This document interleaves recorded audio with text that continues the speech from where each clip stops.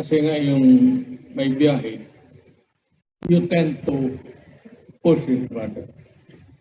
I did it last, ano ba yun? Wala nang, about last month, nagbiyahe kami. Through trike na.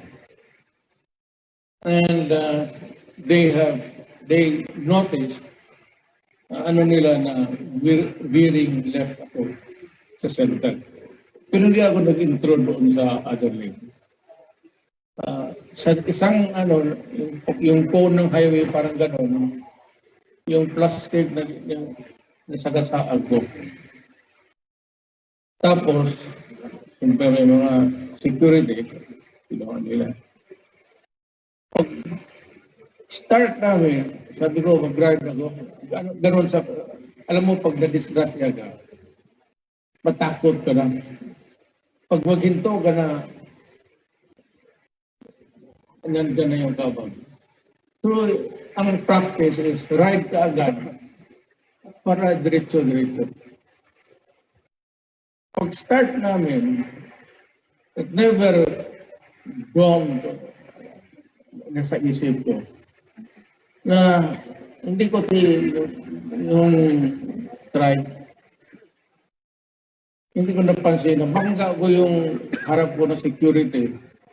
Pumasok na naman doon sa ilalim. Pero okay lang. Pinahatid ko sa MRI from head to feet.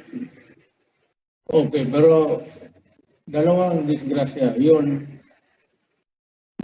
alaala ko na nag-break man ako bakit nabunggo ko yung security.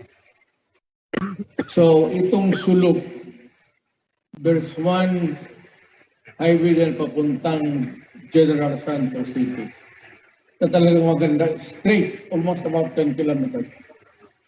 Di hirit ako. Itong mga security ko humabol. Kinabahan na sila. Pati yung Haggard rider na police, tiniwan ko talaga sila, piliga ko ng motor. Nung palapit na ako sa munisipyo, di makita ko sa unahan maraming police. Slow down na ako. Pag break ko, walang break ang putang ina.